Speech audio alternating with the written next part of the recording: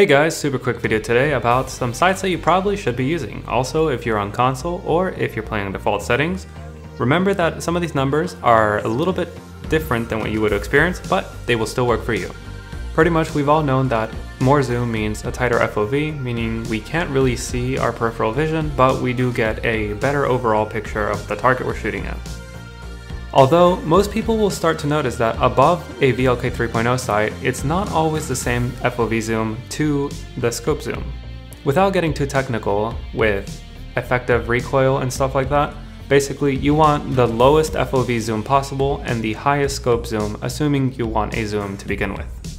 In a more balanced build, a higher zoom usually means less effectiveness at close range, with more ADS and higher FOV zoom.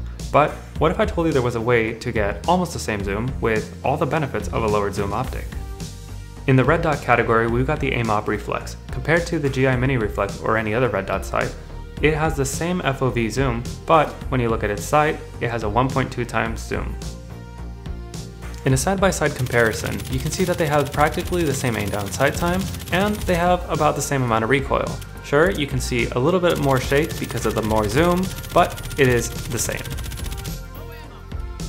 In the holographic sight category, we've got the APX5 holographic sight. It has 1.59 times zoom compared to 1.38 times zoom of any other holographic sight, but it has the same 1.38 times FOV zoom as all the others. Once again, you'll see that they have about the same aim down sight time and the same amount of recoil. Because the APX5 has a much higher zoom than you would expect, I'm going to compare it to the VLK. Its aim down sight time is about a fourth of the VLK's, but it has only 1.6 times zoom compared to the 2 times zoom of the VLK.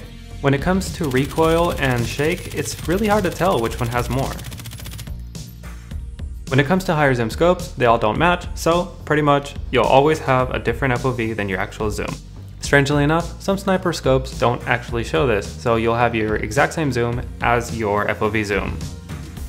There's a few scopes out there that do fall under this better than the scope that they're supposed to replace. One of these is the AUG Integral 3x scope. It has less FOV zoom, but the same zoom as a VLK, so I would run the AUG Integral over the VLK. The Holger's Integral Reflex is functionally identical to the AIM-OP reflex, so this leads me to believe that there may be other sights out there that I haven't run into yet that are basically the same thing, just with a different visual.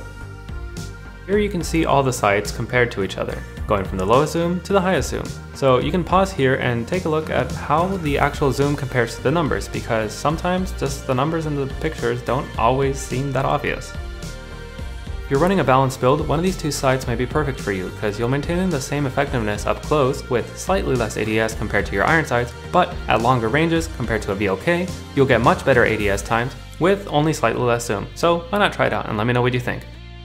And that's the video. If you've enjoyed it or if it has helped you in any way, please hit like. If you got any questions or comments, leave them down in the comment section down below. And if you want to make sure that you never miss another video, be sure to subscribe.